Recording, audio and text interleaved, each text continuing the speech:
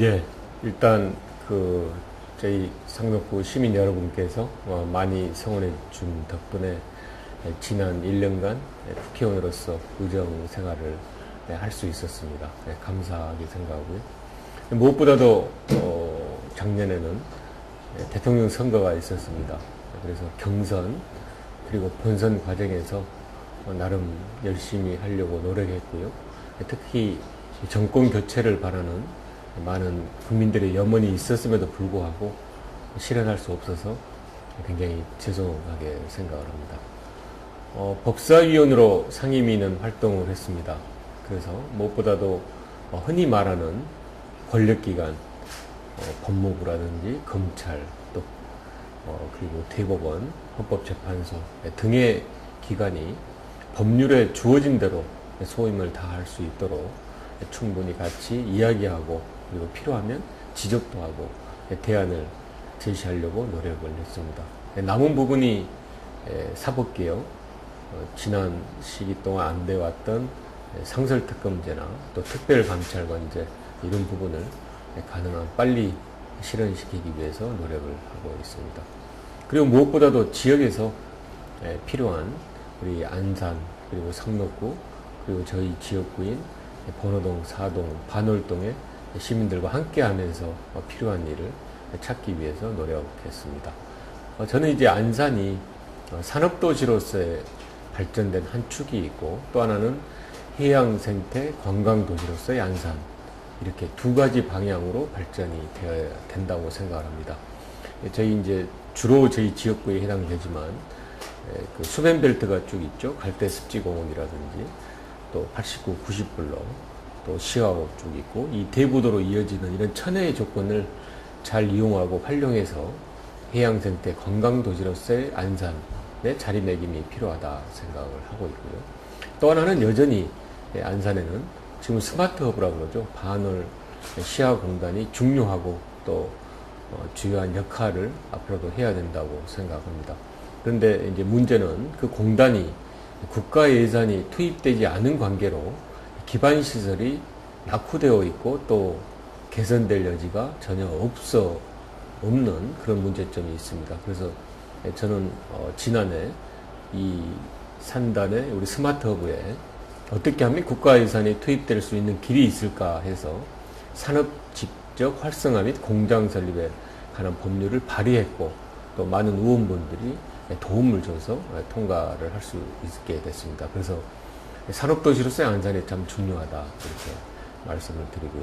그리고는 이제 지역의 주차장 문제, 또 학교 시설 문제, 또 체육관 문제 많이 산재해 있습니다. 산적해 있고 또 많이 이렇게 각 지역마다 나뉘어져 있습니다. 때로는 국가 예산을 가져왔고요. 그리고 또 도의원, 시의원들하고 협의하면서 그렇게 시민들이 필요한 부분을 충족시키기 위해서 노력을 하고 있습니다. 민주주의를 시행하고 있는 나라에서 선거 제도는 참 중요합니다. 선거로 인해서 국민들의 의견, 의사가 표출이 되고요. 이를 수렴해서 정치를 하고 또 정치인이나 공직자가 선출될 수 있어서 선거는 중요한 민주주의의 근간을 지키는 제도다 이렇게 생각을 하는데요. 그런 선거 과정에 부정이나 또 불법이 있어서는 역시 안 된다고 생각을 합니다. 그런데 이번 검찰 수사 결과를 보면 지난 대통령 선거 때 국정원이 조직적으로 약 70여 명의 그 정예 요원이죠. 그 국정원의 요원들을 이용해서 불법 또 아주 정말 적절하지 않은 선거 개입을 했다는 사실이 밝혀졌고요. 그리고 무엇보다도 그런 그 부정선거의 결과가 국민들에게 잘 알려져야 되는데 전 서울경찰청장이 나서서 이 부분을 은폐하고 또 허위로 발표하도록 했다는 그런 검찰 수사 결과가 있었습니다. 그래서 저희들은 당연히 이것은 용납할 수 없는 길이다라고 생각을 하는 거고요. 그런데 그 과정에서 이번 검찰 수사를 하는 과정에서 법무부 장관이 수사지휘권이라는 그런 제도를 이용해서 개입한 건 아니냐라는 의혹이 제기됐습니다. 그래서 저는 법사위에서 이런 부분에 대한 부당성 그리고 또 사실관계에 대한 많은 질의를 했었고요. 그리고 이후에 이제 과정을 쭉 보면 그 수사가 굉장히 열심히 하고 또 많은 사실이 밝혀졌습니다만은 여전히 미흡한 부분이 있습니다. 예컨대 서울경찰청장이 어떻게 그렇게 큰 위법을 저지를 수 있을까? 과연 혼자의 생각인 것인가? 그리고 국정원장에 대해서는 사후처리를 했지만 나머지 사람들은 어떻게 관여됐고 또 어떤 모습으로 해서 위법을 했는가라는 부분이 충분하게 다 이렇게 밝혀지지 않았고요. 경찰의 불법 행위도 마찬가지입니다. 그 당시 경찰청장의 그런 부당, 위법한 지시에 대해서 조직적으로 다 잘못을 했는데 과연 그러면 경찰 그 조직의 문제는 무엇인가?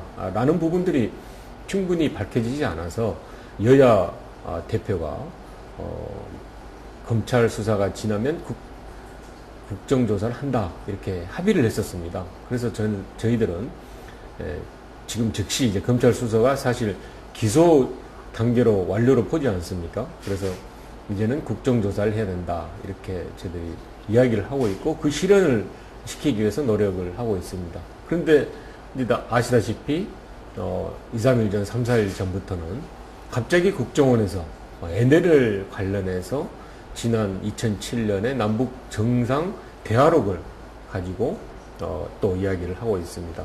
이 NLL 문제는 지난 대선 과정에서도 이미 현안이 돼서 이야기가 나왔고요. 특히 중요한 것은 그 대화록의 진위 여부를 떠나서 이와 같이 남북의 정상의 대화록을 공개한다는 것 자체가 우리나라의 국격을 떨어뜨리는 거고 또 외교상 있을 수 없는 일인데 이것을 정쟁의 도구로 삼는 부당한 일이 또 벌어지고 있습니다. 그래서 결론적으로 저희 민주당에서는 그 당시 대화록을 적법한 절차, 그러니까 대통령 기록물법에 나와 있는 절차대로 공개하자. 그리고 국정조사도 약속된 대로 바로 실현하자, 실시하자.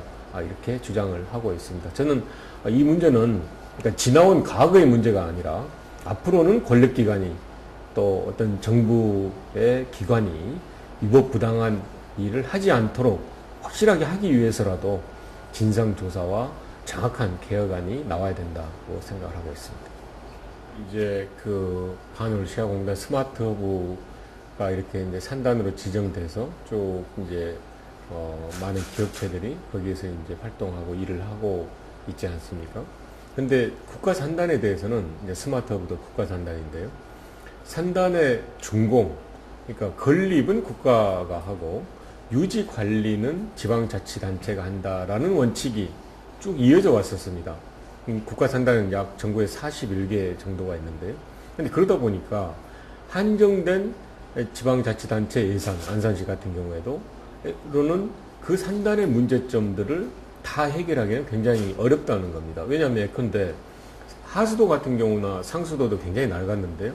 특히 하수도 같은 경우에 전체를 교체하기 위해서는 약 1,500억 이상이 소요가 되는 것으로 관계당국은 이야기를 하고 있습니다. 그런데 그 하수도는 실제로는 부분 이렇게 수리로는 도저히 될 수가 없는 거죠. 그러다 보니까 비가 오면은 늘 물이 새고 사실 공단이라고 하기에는 너무 열악한 그런 기반 시설이 되고 있는 것이 현실이거든요. 그러면 이제는 국가가 옛날에 그런 방침이라 하더라도 3, 40년 이상이 된 국가 산단에 대해서는 예산을 투여하는 것이 맞지 않냐라는 이제 문제 제기를 했고요. 그거에 대한 일환으로 전체 공단에 대해서 하는 것이 예산상 어렵다면 적어도 우리 스마트허브처럼 구조 고도화 사업으로 지정된 곳이라도 이런 기반 시설에 대해서는 좀 더 국가 예산이 투여되는 것이 맞지 않냐라는 문제 제기를 해서 결국 이제 산업지적 활성화 및 공장 설립에 관한 법률이 발의되고 이제 통과가 됐습니다. 말씀하신 바와 같이 사실 이게 이제 시작입니다. 그러니까 국가 예산이 투입되는 범위를 좀 넓혀 놓은 것이 이 법안의 취지라면 구체적인 예산이 투여되기 위해서는 이제 훨씬 더 많은 노력이 필요하리라고 생각합니다. 이야기 드린 바와 같이 하수도 문제, 또 주차장 문제, 또 도로 문제, 또 교통통신 문제 등 굉장히 산적해 있는 기반 시설이 개선돼야 될 많은 내용들이 있습니다. 이를 위해서 현재도 관계부처와 협의를 하고 있고요. 무엇보다도 제가 이제 두 차례 설명회 간담회 할 때도 이야기를 했지만 저희 이제 국회의원뿐만이 아니라 시민들도 같이 관심을 가져주고 또 기업인들 그리고 우리 안산시 또 시의원 도의원들이 모두 다 노력을 하는 것이 현재는 필요한 시점이다라고 생각하고 있습니다. 자치 관련해서 지금 이제 공직 후보자들 공천을 할지 안 할지에 대해서는 이제 논의 중에 있습니다. 여야가 논의 중에 있고 또 민주당은 민주당대로 과연 어떤 당론을 해야 될지에 대해서 논의 중에 있습니다. 다만 저는 이제 그 과정에서 그 공천을 제도를 유지하냐 폐지하냐는 것이 여러 가지 장단점이 있겠지만 지난 대통령 선거 때 약속했던 것은 지켜야 되지 않은가. 그러니까 그 약속을 좀 지키는 방향에서 논의가 됐으면 하는 생각이 있고요. 아마 우리 당 민주당 내에서도 이제 앞으로 좀 더 공론화해서 논의를 할 예정으로 알고 있습니다. 다만 이제 공천제를 폐지했을 때는 그 비례를 어떻게 할 것인가, 또 여성 의원 분들의 원내 진출, 지방자치 참여 부분을 어떻게 할 것인가 라는 부분에 대해서 좀 보완책이 또 나와야 된다고 생각을 합니다. 역시 이제 폐지한다고 했을 때 저는 약간의 그런 좀 장치랄까요? 좀 보완책이 필요한 분야로는 한 두 가지 정도를 들 수 있는데, 하나는 지역에서 이제 기초원이든 또는 이제 기초자치장이든 이와 같이 이제 생활정치 일환으로 지역 정치를 하고 있지만 중요한 것은 또 정책의 지향성이라 생각을 합니다. 어떤 방향으로 정책을 실현시킬 거냐는 부분에 대해서는 지금 이제 민주당이나 새누리당이나 또 진보 진영의 이런 당들이 있지 않습니까? 그 당들이 이렇게 이야기하는 것은 굉장히 중요하다고 생각합니다. 앞으로 정당은 정책 정당으로 이 방향성을 가야 되거든요. 그러면 이 당에서 이야기하고 있는 것은 그냥 판단되어진 것이 아니라 많은 논의 구조를 거치는 거고, 또 지역이나 또 많은 사람들의 지지를 기반으로 해가지고 이런 정책이 생성이 되는 건데, 만약에 이제 정당 공천 폐지가 되고 나서 어떤 지역 의원분들이 활동을 할 때 그런 정책의 지향성이 과연 어떤 정책을 내가 추구하고 또 나는 어떤 정책으로 주민이나 시민들에게 보여줄 수 있다라는 부분이 보여지지 않는다면 그것은 굉장히 좀 한계가 있을 수 있다. 그래서 그런 정책의 지향성,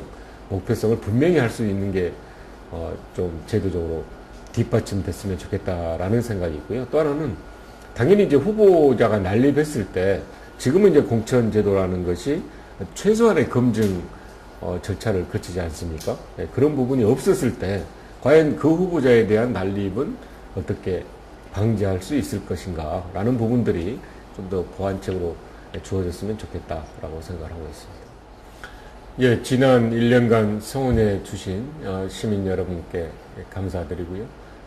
제가 지난 4.11 총선 때 시민 여러분께 약속했던 공약들을 모두 실현하기 위해서 노력 중에 있습니다. 실제 많은 부분 실현도 했지만 여전히 또 제가 노력을 더 해야 될 부분이 있다고 생각합니다. 늘 시민 여러분과 함께 이야기하면서 필요한 것을 찾아가는 생활 정치를 하기 위해서 노력하겠습니다. 그리고 국회도 지난해 이제 여러 무리도 일으켜서 선진화법을 시행한 이후로 대화와 타협의 문화를 만들기 위해서 노력하고 있습니다.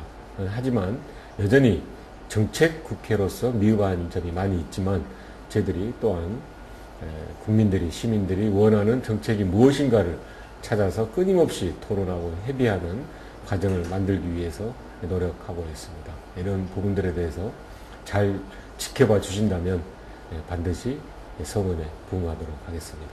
감사합니다.